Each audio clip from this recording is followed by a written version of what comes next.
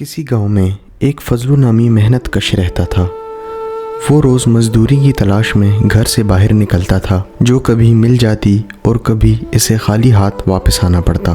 اس کی آمدنی کا کوئی مستقل ذریعہ نہیں تھا۔ دن بھر محنت مشقت کے بعد اسے جو اجرت ملتی وہ اس کے اہل خانہ کا پیٹ پالنے میں ہی صرف ہو جاتی، جس کے بعد پھر خالی ہاتھ ہوتا۔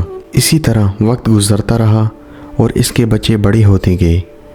اب ان کی ضرورتیں اس کی قلیل آمدنی سے پوری نہیں ہوتی تھیں۔ اس آمدنی کا دار و مدار بھی مزدوری ملنے پر تھا۔ اسے کئی روز تک بیکار بیٹھنا پڑتا تھا۔ ضرورتیں بڑھنے کے بعد اس کی بیوی نے اس سے کہا کہ اب آمدنی کا کوئی مستقل ذریعہ تلاش کرو، بچے بڑے ہو رہے ہیں، ان کی تعلیم اور دیگر ضرورتوں کے لیے بھی پیسے کی ضرورت پڑے گی۔ محنتی تو وہ تھا ہی۔ بیوی کی بات سن کر اس نے ایک فیصلہ کیا۔ اگلے ہی روز وہ بازار گیا اور اس کے پاس جو تھوڑی بہت رقم تھی اس سے ایک کلہاڑا خرید لایا۔ اس کے گھر کے قریب ہی جنگل تھا۔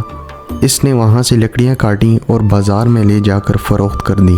اس سے اچھی خاصی آمدنی ہوئی اور یہ اس کی زندگی کا پہلا دن تھا جب اس نے اور اس کی بیوی بچوں نے پیٹ بھر کر کھانا کھایا۔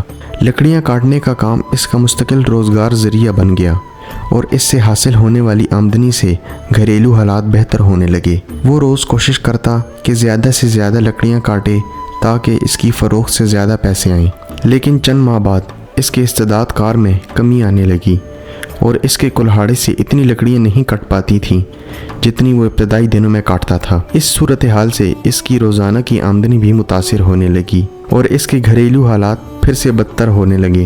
اس کی بیوی نے اس سے سبب پوچھا تو اس نے بتایا کہ اب اس سے پہلے کی طرح زیادہ لکڑیاں نہیں کاٹی جاتی، حالانکہ وہ تمام دن محنت کرتا ہے۔ کلہاڑا درخت پر پہلے کی طرح نہیں چلتا، جس کی وجہ سے اسے لکڑیاں کاٹنے میں دشواریوں کا سامنا ہوتا ہے۔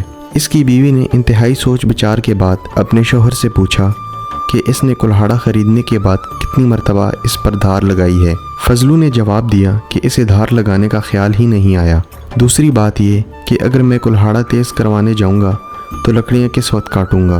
اس پر بیوی بولی کہ اگر کلہاڑے کو دھار لگانے میں تھوڑا وقت صرف کر دو گے تو اس کی کارکردگی میں اضافہ ہونے کے بعد کم وقت میں زیادہ لکڑیاں کاٹ لو گے اور تمہیں مشقت بھی کم کرنا پڑے گی۔ فضلو کی سمجھ میں بیوی کی بات آ گئی اور اس کے بعد وہ باقاعدگی کے ساتھ کلہاڑے پر دھار لگانے لگا، جس سے اس کی کارکردگی پہلے جیسے ہوگی اور اس کے گھریلو حالات پھر سے بہتر ہونے لگے۔